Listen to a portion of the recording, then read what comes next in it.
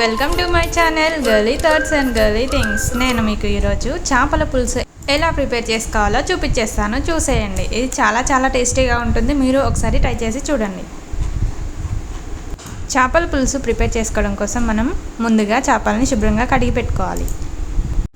Next మనం కొన్ని మెంతులు, ఎండుమిర్చి, వెల్లుల్లిపాయలు, ధనియాలు ఇవన్నీ కూడా డ్రై రోస్ట్ చేసుకొని ఇలా పౌడర్లా ప్రిపేర్ చేసి పెట్టుకోవాలి.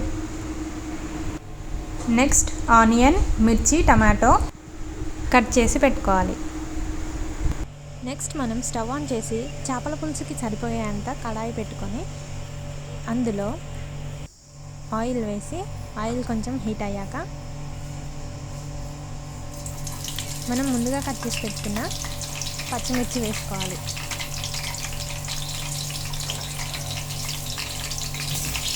ఇవి కొంచెం ఫ్రై అవ్వగానే మనం ముందుగా కట్ చేసి పెట్టుకున్న ఆనియన్ వేసుకొని అలాగే కొంచెం కరివేపాకు వేసి గోల్డెన్ బ్రౌన్ కలర్ వచ్చే వరకు ఫ్రై చేసుకోవాలి.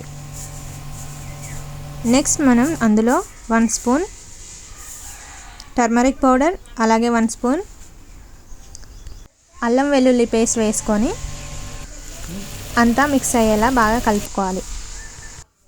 అందులో ముందుగా కట్ చేసి పెట్టుకున్న టమాటో ముక్కలు వేసి అవి కూడా ఫ్రై అయ్యాక అందులో 2 స్పూన్స్ కారం, 2 స్పూన్స్ ఉప్పు వేసి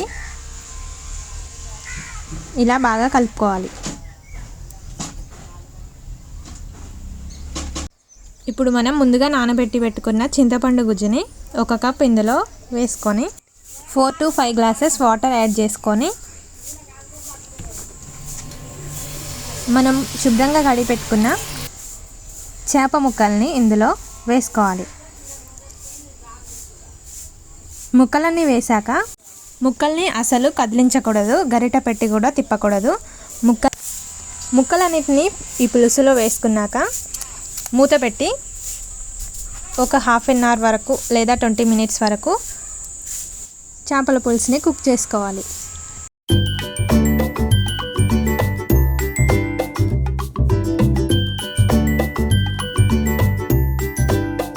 చేపల పులుసుని ఒక 20 minutes కుక్ చేసుకున్నాక మూత తీసి మనం ముందుగా ప్రిపేర్ చేసి పెట్టుకున్న పౌడర్ని ఇందులో వేసుకోవాలి. అలాగే కొంచెం కొత్తిమీర వేసుకొని 10 to 20 minutes కుక్ చేసుకొని స్టవ్ ఆఫ్ చేసుకుంటే ఎంతో టేస్టీగా ఉండే చేపల పులుసు రెడీ అయిపోతుంది. ఇది చాలా టేస్టీగా ఉంటుంది. మీరు కూడా ఒకసారి ట్రై చేసి ఎలా వచ్చిందనేది నాకు కామెంట్స్లో షేర్ చేయండి.